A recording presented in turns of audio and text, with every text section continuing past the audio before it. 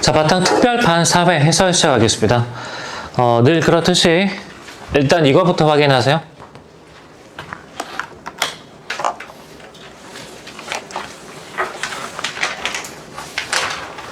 쉬운 문제인데 틀렸다. 이것부터 빨리 확인해 주기 바랍니다.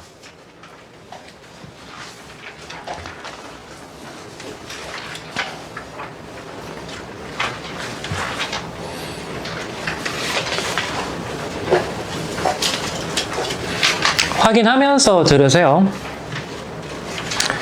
바탕에서 어떤 기준으로 커트라인 잡았는지는 모르겠지만 내 생각엔 4회가 3회보다 더 어려웠다고 생각합니다. 근데 커트라인은 오히려 높아졌는데 아무튼 내 생각은 그렇습니다. 그래서 지금 여기 나와 있는 컷에서 1, 2, 3컷은 각각 2점 정도는 떨어져야 되지 않을까.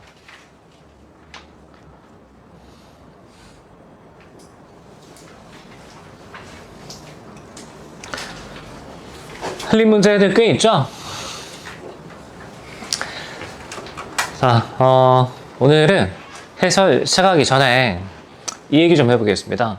작년에 여기 목동 학생이었는데 모의고사를 쭉 연간 진행했을 때 3번 빼고 다 100점 나왔습니다. 3번 정도 제외하고 모든 시험이 다 100점이 나왔었거든, 국어가. 꽤 잘하죠. 꽤 잘하는 게 아니지. 정말 잘하는 거죠. 근데 나는 그 친구가 상당히 불안했어. 왜냐면 100점을 못 받을 때는 점수가 90점 중반 정도가 아니라 70점 후반 정도로 뚝 떨어졌거든. 또 한 친구는 작년에 부천 친구인데 그 친구는 카이스트 갔습니다. 카이스트 갔는데 항상 모의고사 칠 때마다 90점 중반 정도를 찍었습니다. 여러분 생각에는 이 전자와 후자 중에서 시험장에서 누가 더 안정적인 점수를 획득할 것 같아? 그쵸, 후자죠. 왜 그럴까? 아까 내가 전자는 불안했다고 얘기를 했기 때문에? 왜 그럴까? 100점을 받잖아. 그 다음부터 문제 스킵이 안 돼. 실전에서.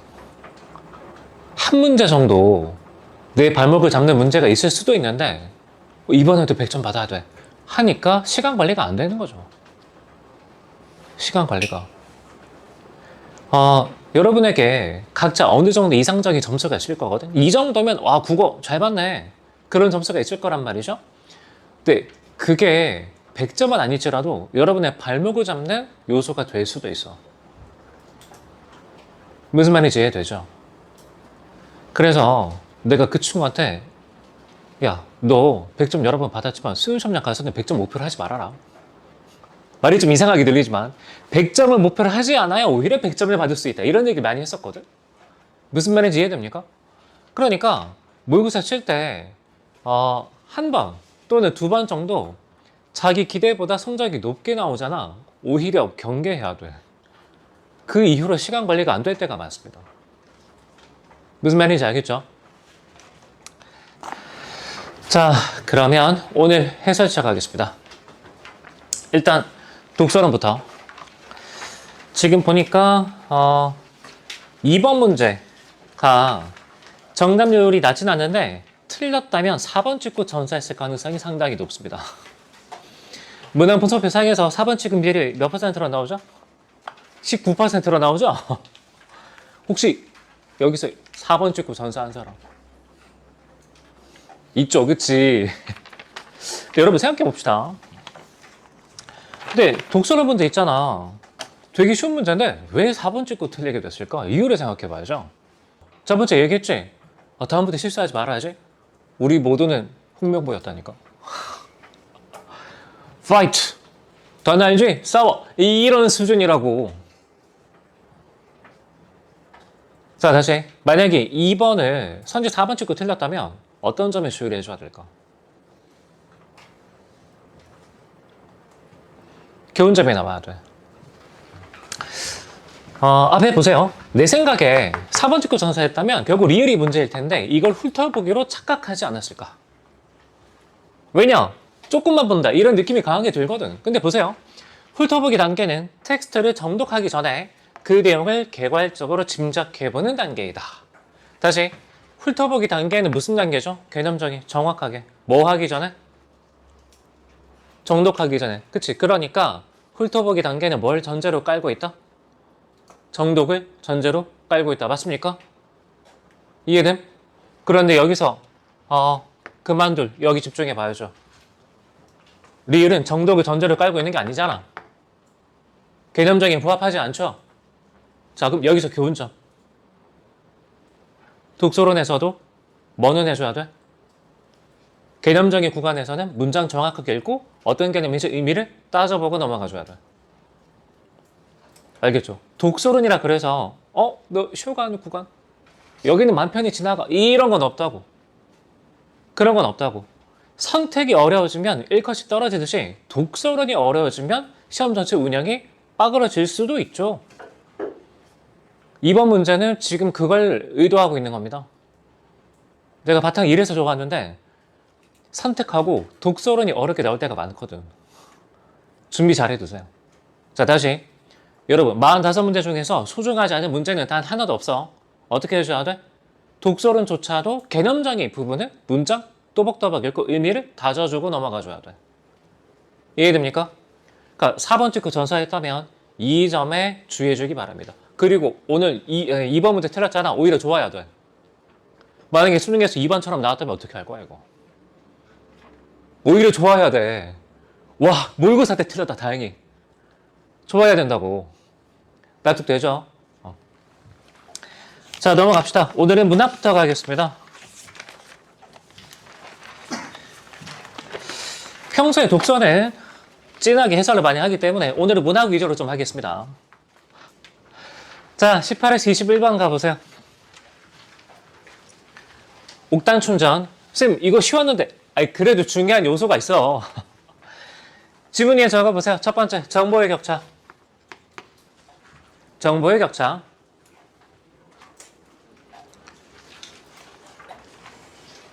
정보의 격차. 다음에 관련 기출은 25년 6월달 모의평가 작자임 이상의 2대 봉전이 되겠습니다.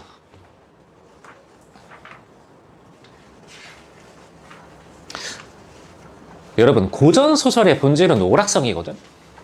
오락성? 그러니까 정보의 격차. 관객들은 알고 있어. A는 어떤 사실을 알고 있고 B는 어떤 사실을 몰라. 그런데 관객들은 흥미를 느끼게 되죠.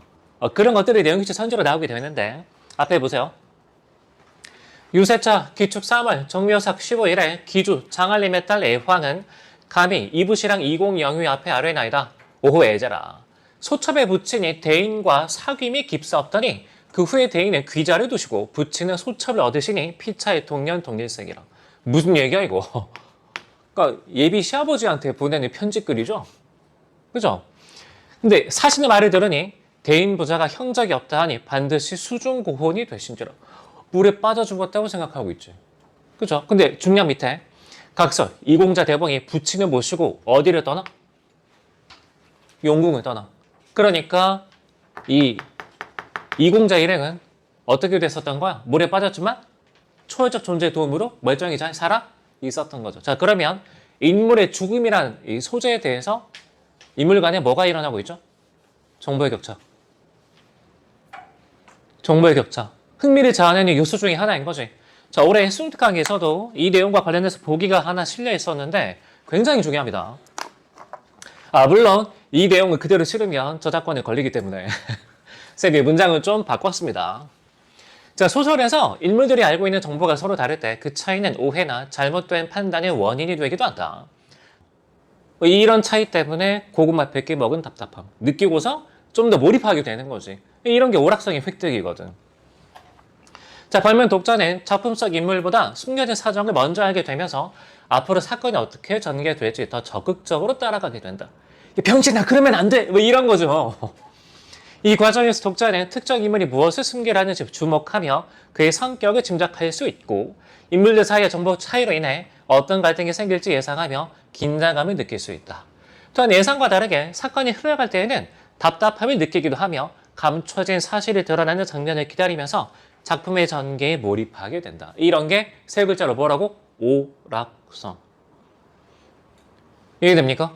오락성. 자, 그러면 오늘 문제에서는 이게 어떻게 실현이 되고 있냐면 앞부분의 줄거리 가보세요.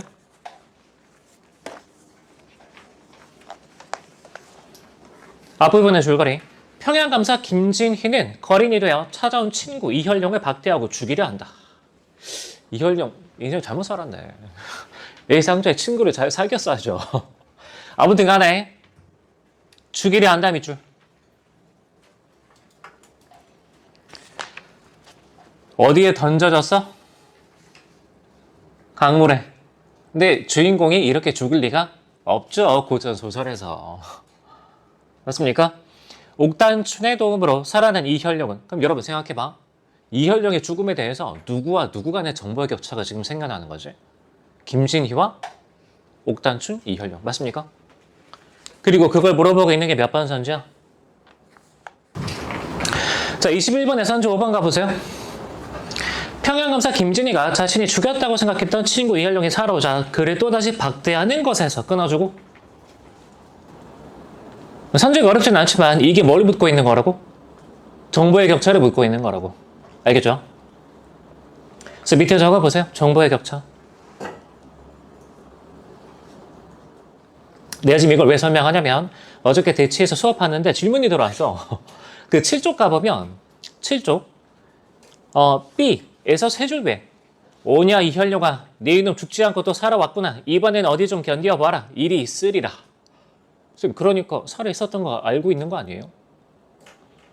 이렇게 질문을 하더라고. 충분히 그렇게 생각할 수 있죠. 근데 이제 고전 소설에서 흔히 쓰이는 이런 클리셰를 알고 있었다면 그렇게 오해할 가능성이 좀 많이 줄어들게 되지. 이해되죠? 21번에 선지 5번 그렇게 지울 수 있겠고. 자, 다음에 기출 하나 더. 26년 9월달 모의평가 염상섭의 두 출발이 되겠습니다. 두 출발. 그리고 질문 외에 또 적어보세요. 인물의 캐릭터에 대한 이해. 아마 성찰지에는 서사갈래 첫 번째 항목에 체크할 수 있을 겁니다. 보기나 앞부분의 줄거리에서 인물의 캐릭터에 대한 정보, 사건에 대한 정보를 파악하는 게 필요하다. 설명되어 있죠. 자, 다 적었죠? 앞에 보세요. 자, 이 작품은 전통과 근대 가치관이 혼재된 시기에 엄격한 상하관계에 기반한 신분제도가 혼란해지는 사회상을 잘 담고 있다. 자, 이 작품은 잘 담고 있다죠. 그죠? 그러니까 이 문장이 뭘 얘기해주고 있는 거지? 작품의 주제. 맞습니까? 이 작품의 주제는 뭐라고? 신분제도의 혼란. 한 번 더 얘기해주고 있습니다. 이 작품은 보여주고 있다. 뭘 보여주고 있다고? 신분적 위상이 흔들리고 있는 사회상. 이게 주제죠. 이게 주제지. 자, 그러면 앞부분 줄거리. 그 당시에 이렇게 쓰여 있었는데 여러분 보세요. 어떤 양덕 집안? 왜 위세를 떨치더니죠? 신분적 위상이 이제 흔들리기 시작하니까. 그러니까 굳이 이렇게 쓰고 있는 거죠. 다음에 뭘로 일하고 있다? 머슴으로. 그죠? 근데 신분적 관계가 흔들린다 그랬지. 따라서 원석이는 계속 머슴으로 살 것 같진 않아. 이런 것까지 예측이 돼야 돼. 이런 것까지. 근데 아무튼 간에 원석이가 양덕 영감의 집에서 명절 떡을 훔쳐온다. 이 떡으로 또쇠의 아버지와 치전이 떡 먹기 내기를 하다가 치전이 급체로 죽는다. 참 허무하게 돌아가셨죠. 이 일로 인해 순사가 양덕 영감을 찾아온다. 그럼 살인사건 조사하러 온 거지. 사망사건. 살인이라고 하기에는 조금 어폐가 있죠. 의도를 한 건 아니니까. 아무튼 사망사건 조사하러 왔는데 이게 앞부분에 장면 1이 있었고 그 다음에 중략 이후의 내용입니다. 치전의 장사는 하여간 이와 같이 하여 그날 저녁 때 눈발이 날리고 쓸쓸한 가운데 그러나 읍내 청년단체 대표자의 호상까지 받고서 무사히 지냈다. 송장을 파묻고 내려올 때 그 청년들은 원석이를 붙들고 기위 양덕집에서 쫓겨나게 되었더니. 그러니까 지금 원석이가 잘못해서 양덕 집안이 시끄러웠을 거 아니야. 그러니까 양덕 영감이 쫓아냈겠죠. 그죠? 나올 바에야 오늘로라도 나오쇼. 우리도 이리 올 때에는 그 집에 가서 장비라도 부조를 하라고 권고를 할 작전이었으나 그까진 놈이 내놓으면 얼마나 내놓겠어. 그래서 그만두었지만 저희도 좀 정신 차릴 날이 있으리라. 근데 여러분 좀 웃기죠? 그러니까 나가게 된 건 확정이 됐는데 그 날짜는 아직까지 확정이 안 된 것 같아. 근데 쥐가 뭔데? 왜 오늘 나와? 쥐가 뭔데? 그죠? 자, 그렇게 말하면 남의 일이건만 왜 그러는지 성별가 되어서 여러 사람을 충독 있는 것 같았다. 미녀? 묻겠습니다. 누가 말하고 있는 거죠?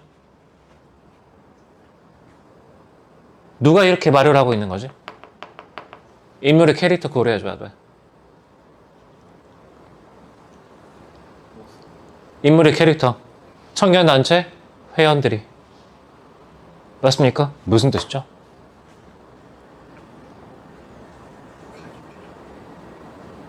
정답 나왔어. 뭐라고? 그죠. 단체 가입하라고. 단체 가입하라고. 거기서 오늘 나와서 바로 우리 단체로 와. 이런 얘기죠. 그러니까 소설 독해가 잘 되는 사람이 이런 게 바로 파악이 돼야 돼. 근데 러셀 중학교에 다니는 사람들은 지금 그런 얘기 명식으로 없는데 이러고 있죠. 자, 다음에 나중에 나무 위키에 내 항목 만들어지면 러셀 중학교 이거 얘기 나오는 거 아니냐? 자, 아닌 게 아니라 저희도 좀 양덕되게 말해볼까 하다가 핀잔만 만날 것 같아 그만두었습죠. 원석이 이렇게 맞장구를 쳤다. 그렇다 마다요. 우리 지부에서도 창립할 때 원조를 청했더니 단돈 1원 한 장도 안 되고 그런 건 우리는 모릅니다 하고 뻣뻣하기가 바지랑 떼던데 이것은 또 다른 청년의 말이다. 그는 하여간에 김원석 씨는 그 집에서 나오면 당장 어디를 가시려? 왜 물어보는 거죠? 너 갈 데 없잖아. 어디로 와? 우리 단체로 와. 왜 그러시죠?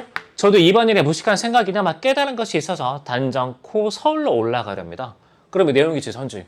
청년단체 회원들은 원석에게 단체 가입을 권유했지만 원석은 이를 거절했다. 반응할 수 있나? 이 정도까지 반응해야 돼. 이 정도까지. 그게 아니라면 어디라고? 러셀 중학교라고. 되죠? 자, 그러면 이런 것들이 오늘 지문 해설에선 어떻게 쓰일 수 있느냐? 21번 보기 갑시다. 자, 옥단 춘전은 어떤 기생이죠? 어떤 옥단춘이야? 경제력에 우위가 있는. 맞습니까? 다음에 어떤 이혈용이죠? 신분에 우위가 있는 이혈용이죠? 성격 고려해줘야 돼. 결연한 서사를 지니고 있다. 이혈용이 옥단춘의 지원으로 과거에 급제한 이후에 암행어사로서의 정체를 속였음에도 여기 비추 속였음. 묻겠습니다. 여러분 왜 속였을까? 다시 여기서 이혈용은 어디에 우위가 있다고? 신분에. 근데 어디는 열위라고? 경제력은. 맞죠? 경제력은 왜 속인 거죠? 네가 그렇게 밀어줬는데도 계속 거짓골인데 그래도 괜찮니? 이런 거죠. 의도 뭐지? 테스트. 맞습니까? 테스트인 거죠. 21번에 2번 정답. 여러분 잘 생각해봐. 만약에 옥단춘이 그 테스트를 통과하지 못했다면 어떻게 됐을까? 2년! 이러면서 이제 너 나랑 헤어져. 결말이 그렇게 흘러가겠지. 물론 소설을 그렇게 쓸 리는 없지만 그러니까 21번이 2번 정답 낼 수 있다고. 이어가려고 의도한 게 아니라고. 시험한 거라고. 의도 확인할 수 있죠? 성격을 고려해서 읽으면 충분히 파악할 수 있는 거지. 자, 다음에 옥단춘은 이혈용에게 신의와 헌신적인 사랑을 보인다. 옥단춘의 이러한 행동의 이면에는 행동 밑줄. 밑에 적어보세요. 내면에 따라 말하고 행동한다. 내면에 따라 말하고 행동한다. 내면에 따라 말하고 행동한다.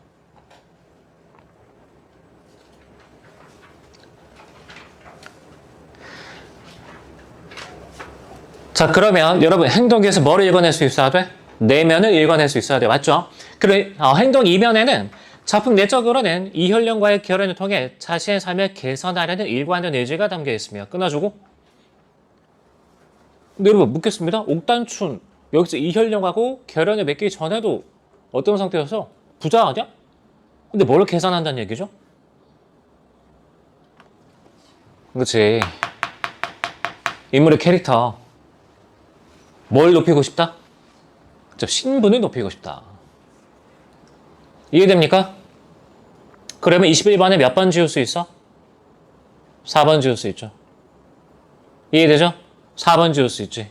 납득되죠?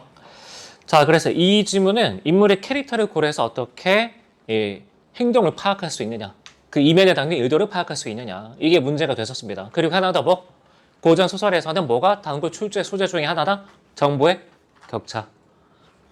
알겠죠? 고전 소설은 무조건 흥미 위주야. 오락성이 강화되는 부분을 무조건 선조로 내게 돼 있습니다. 알겠죠? 그러니까 왜 속이냐고. 그래야 재밌거든. 독자가 보기에. 되죠? 넘어갑시다.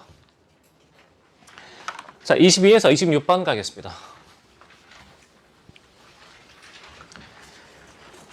자, 유산가 수특 연기 작품인데, 자, 여러분 앞에 보세요. 자, 이 내용을 수능특강에 실려 있었던 보기 중에 일부입니다. 당연히 문장은 바꿨겠죠, 내가. 근데 이때 나 작품이 따로 있었고 가가 유산가였어. 가가 유산가. 같이 봅시다. 산수는 산과 물로 대표되는 자연을 뜻하며 산수 시가는 자연 경물의 아름다움을 노래한 작품들을 넓게 가리킨다. 가와 나는 모두 산수를 이상적인 공간으로 그려내지만 산수가 놓이는 자리와 그 역할은 서로 다르다. 가는 조선 후기 도시의 유흥 공간에서 불린 작가로 어디 속에서? 현실의 삶 속에서 맞습니까? 현실의 삶 속에서 천영! 집중하세요. 자연을 동경하고 즐거움의 대상으로 삼는 태도를 보여준다. 반면 나는 백석정이라는 정자를 짓고 어디에 붙여 살아가네?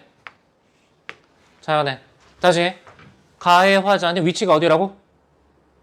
도시의 유흥 공간 그리고 현실 맞습니까? 나의 화자는 위치가 어디라고? 자연이라고. 자연.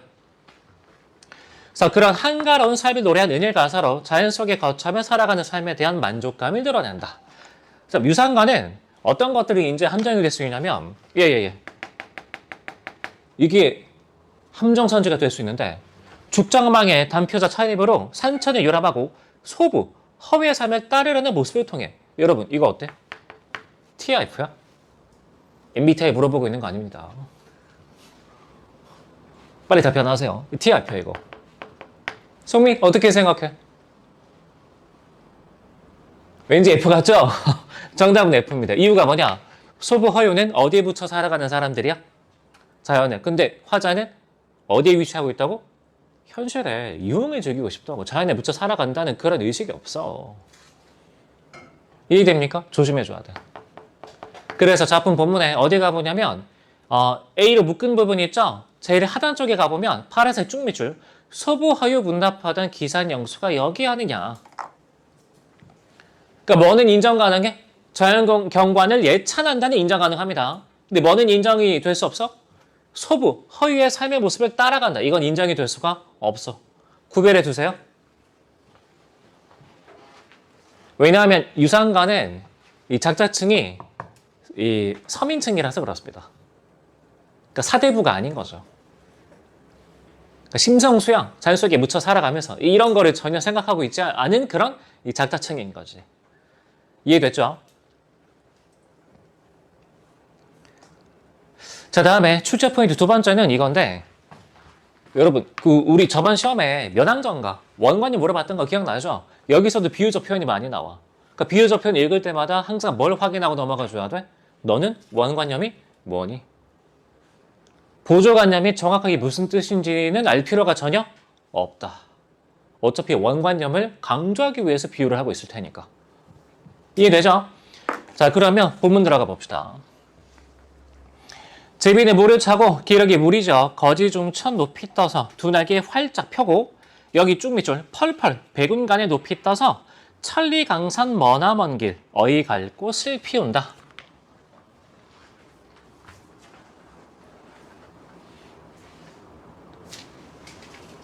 멍 때리지 말고 집중하세요. 알겠죠? 여러분 지금부터 진짜 중요한 시기야. 여름 되면 이게 더우니까 많이 지치거든? 아침에 수업하면 다 졸아. 나 진짜 이게 불만인데 여러분 제발 나중에 투표할 때 수능 2교시를 국어로 그런 후보한테 제발 투표하세요. 알겠죠? 1교시는 수학이 돼야 맞지. 아침에 국어 공부하는 거 이거 일종의 약간 고문 같은 거 아닙니까? 근데 어떻게 지금은 일단 1교시가 국어죠. 그러니까 아침에 뭐가 바짝 날이 서 있어야 돼. 집중력. 근데 여름에 꾸벅꾸벅 졸잖아. 금방 찬바람 불기 시작합니다. 매년 그래, 매년. 매년. 그러니까 이때가 여러분 간격을 좁히거나 또는 나에게 뒤처진 사람과의 간격을 벌릴 수 있는 진짜 결정적인 시기야. 9월달 전까지가. 9월부터는 누구나 다 열심히 합니다. 지금 정신 바짝 차려야 돼. 알겠죠?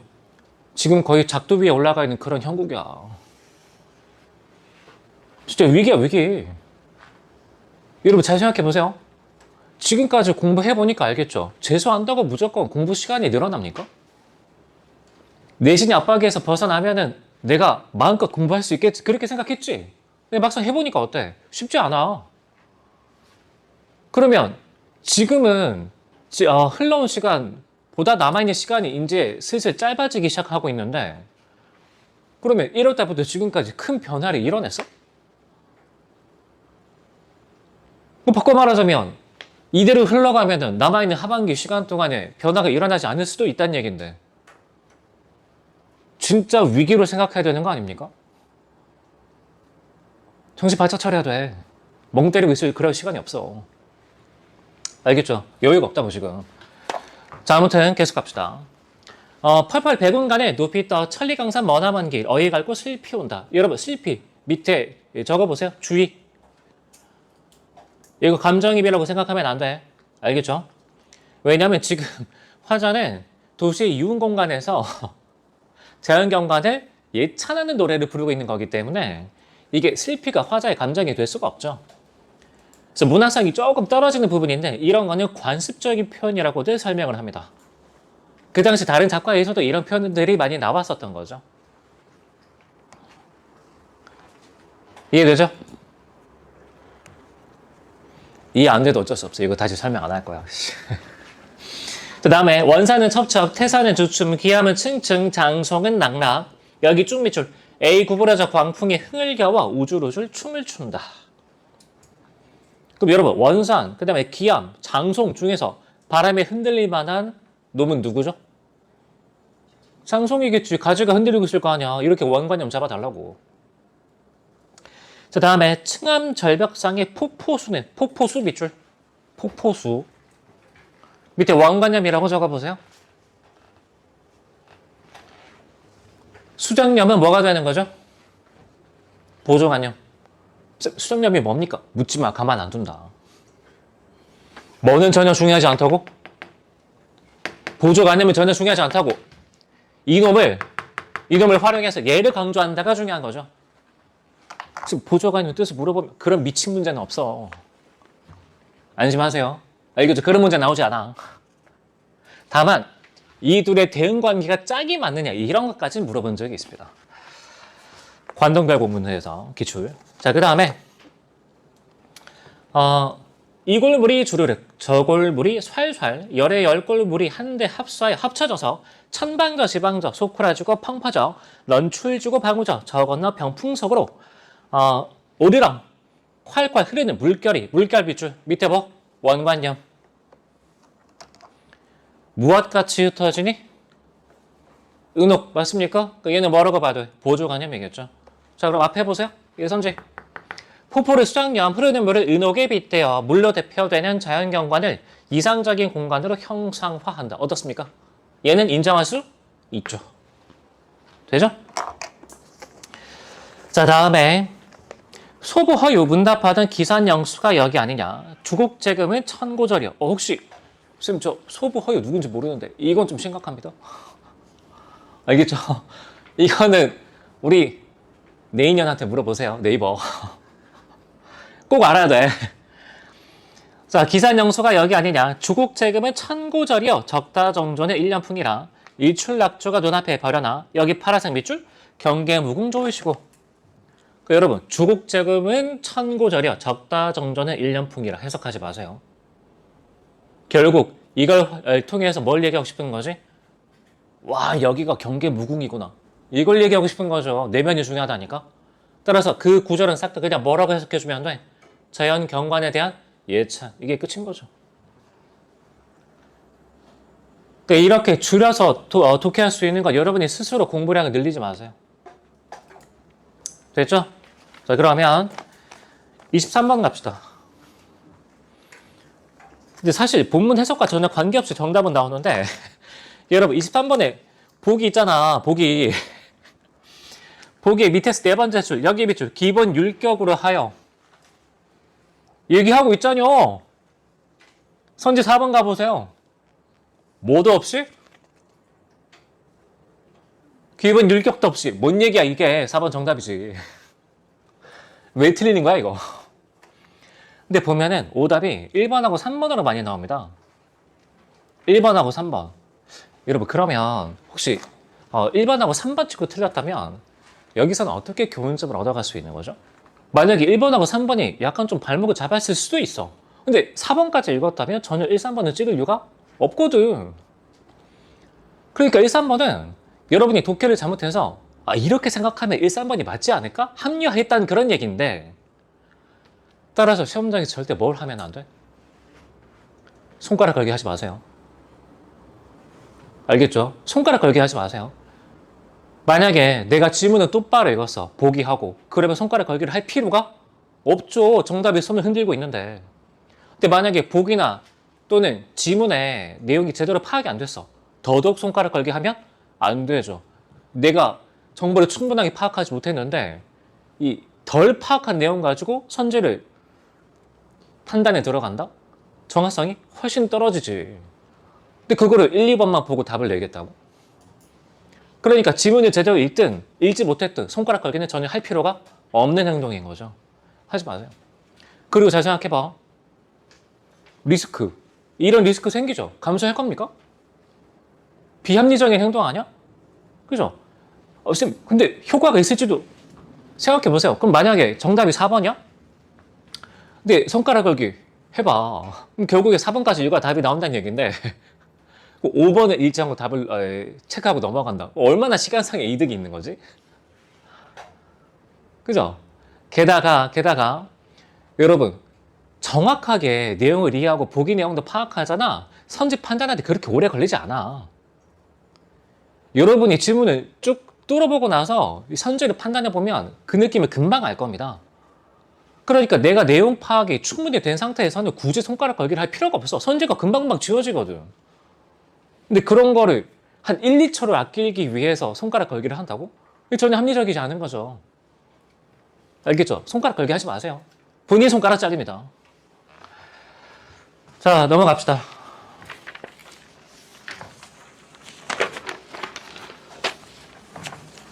혹시 그 27번 틀린 사람?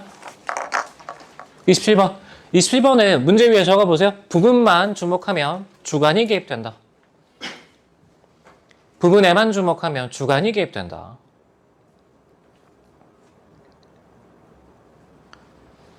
부분에만 주목하면 주관이 개입된다.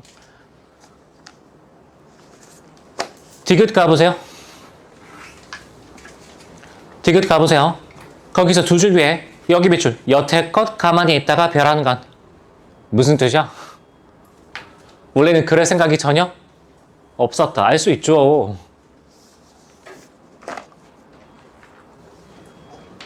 바로 파악이 되지. 따라서 27번의 정답은 몇 번? 3번. 됩니까? 여러분, 이건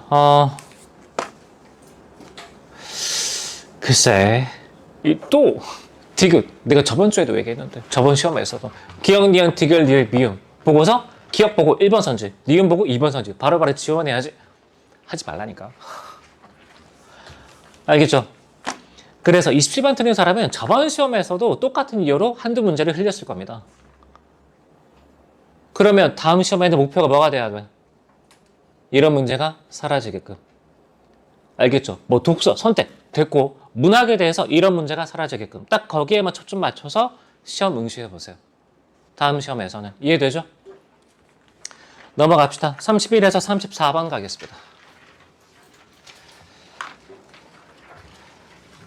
자, 올해 윤동주 거의 뭐 스페셜 같은 느낌인데 수특에 윤동주 그 참여록이 실렸죠. 수완에도 쉽게 씌어진 시가 실렸습니다.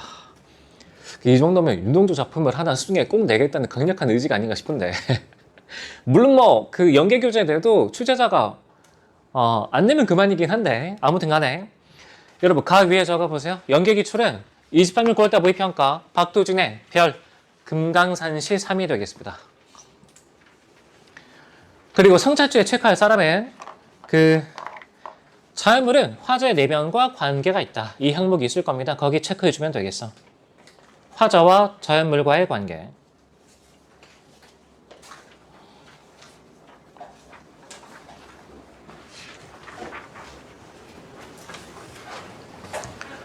여러분은 느꼈을지 모르겠지만 나는 독서도 해서 잘하지만 문학도 해서 잘합니다. 미안합니다.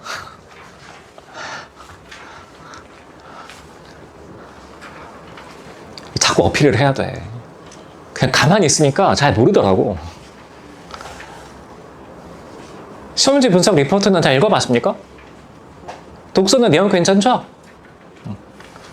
문학은 조금 아직 완성도가 떨어지는데 내가 다음 시험지를 미리 한번 뽑아보니까 내용이 괜찮게 잘 나와. 내가 설명한 말투 그대로 지금 출력이 잘 되고 있습니다. 그러니까 이런 것도 빨리 댓글 달란 말이야. 와, 개지렸다. 알겠죠? 자, 앞에 보세요. 가에서 화자는 금강산으로 가는 길에서 만난 자연의 모습을 자신의 내면에 투영하여 형상화하고 있다. 다시 어디에 투영하여? 자신의 내면에. 그럼 묻겠습니다. 이렇게 투영되는 외부 대상을 6글자로 뭐라고 얘기하죠? 객관적 상관물. 그렇죠. 그러니까 여러분 서정관례에서는 외부 대상을 뭐랑 관련지어서 해석하는 게 원칙이죠? 화자의 내면. 보통 이렇거든, 보통. 그러니까 외부 대상이란 건 여러분 객관적인 대상이야? 주관적인 대상이야? 기본적으로 주관적인 대상인 거죠. 그러니까 시를 무슨 관례라고 얘기해? 서정관례 무슨 뜻이야? 내면을 풀어내다 이런 뜻이야. 그죠? 아니 관례 이름 자체가 이런데 외부 대상, 화자 내면과 관계가 없을 수도 있잖아. 그런 경우가 있긴 있어. 아주 드물게. 그쵸? 근데 원칙은 어떻게 가져가야 돼? 너 화자의 내면이랑 무슨 관계야? 화자의 내면 어떻게 부각하고 있니? 생각하면서 읽어주는 게 원칙이겠지. 납득되나? 자, 참회로 1년 가봅시다. 파란 녹이 낀 어디 속에? 구리거울 보이죠? 파란색 네모쳐 보고. 구리거울. 최연 묻겠습니다. 거울 속에 뭐가 들어있다고? 그러면 사실은 내 얼굴이 아니라 어떻게 해석해줘야 돼? 이해 고려하면? 나의 내면. 나의 내면이 들어가 있겠죠. 자, 그러면 거울을 보면 뭘 파악할 수 있는 거죠? 나의 내면을 파악할 수 있는 거죠. 따라서 거울은 뭐라고 얘기할 수 있는 거지? 성찰의 매개체. 그래서 분석사에서 이런 표현들이 들어가 있는 거야.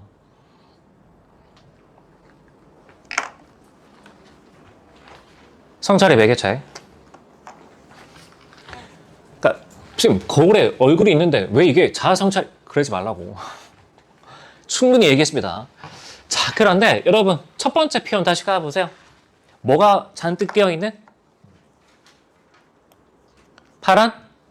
녹이 낀 맞습니까? 그러니까 내 얼굴이 이런 식으로 보이겠죠? 이런 식으로 GPT가 만들어냈습니다. 아무튼 간에 이렇게 녹이 끼어 있으면 내 얼굴도 녹이 낀 상태로 보일 거 아니야? 근데 사실 어디에 녹이 끼어 있는 거라고? 나의 네이면 오케이. 따라서 파란 녹이기 밑에 네 글자 적어보세요. 뭐? 내적 갈등.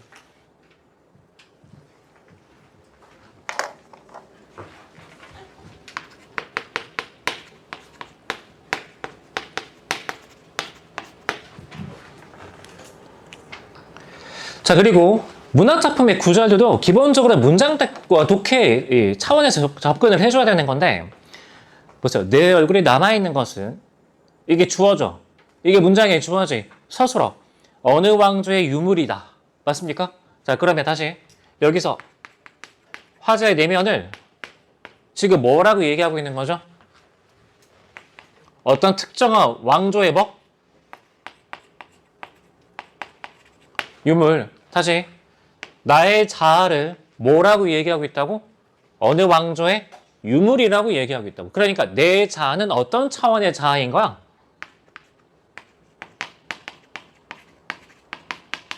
역사죠. 그래서 분석서에서 이런 표현이 나오는 거죠. 그러니까 외울 게 아니고 문장 구조를 보라고. 그러니까 나한테 어떤 질문 하지 마?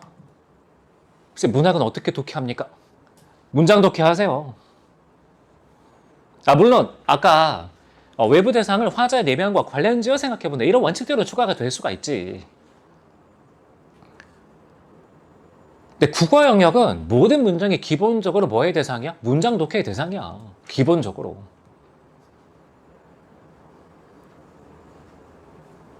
다만 문학 같은 경우에는 그 문장 독해 시에 보기가 도움을 줄 수 있겠죠.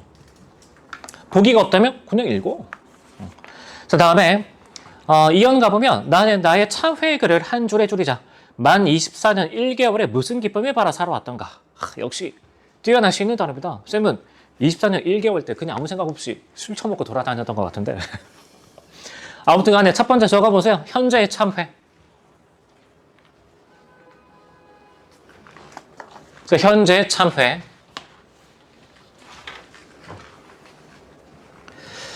자, 3년 가보면 내일이나 모레나 그 어느 즐거운 날에 그 어느 즐거운 날 파란색 양무 쳐보고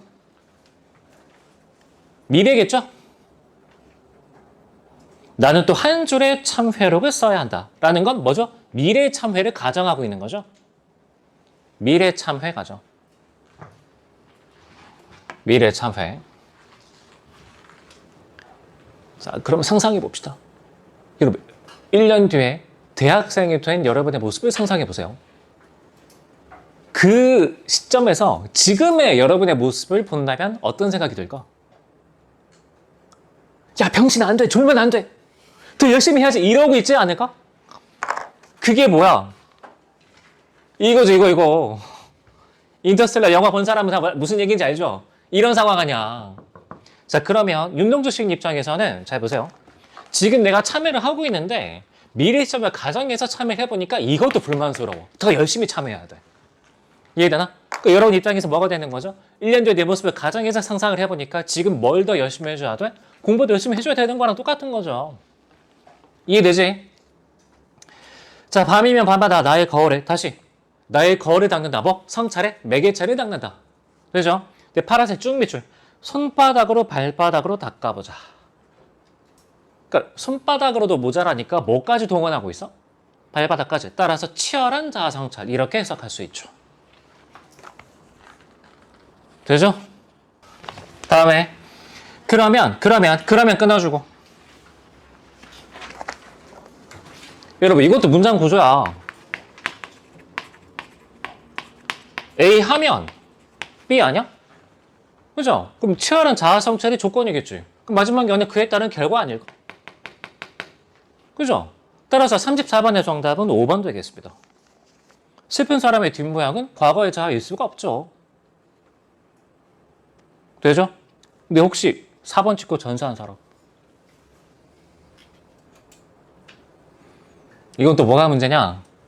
대면 밑줄. 아마 이거를 대결로 착각했을 겁니다. 이걸 대결로 착각했을 거라고. 근데 여러분 묻겠습니다. 이때 이 대면이란 말을 대결로 착각해서 4번 찍었다. 아이, 대결하는 건 아니지. 뭐가 문제일까? 어휘력이 문제일까? 이런 것도 가만히 생각해보면 이유가 다 있어. 그리고 나는 그런 거를 독사 같은 감각으로 딱 집어내줘. 아, 진짜 나만큼 상담 자세하게 하는 사람이 누가 있어. 왜 이걸 대결로 착각하게 될까? 이게 깔려있기 때문인 거죠. 아직까지도 문화작품 해석할 때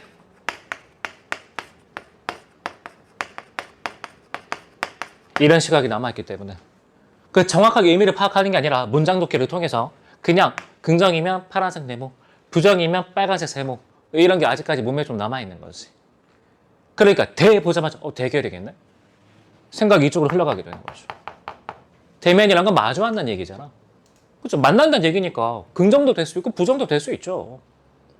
그러니까 생각이 이렇게 딱 문화가 무조건 얘부터 먼저 이렇게 접근해버리면 이렇게 혼동하기 쉽다고.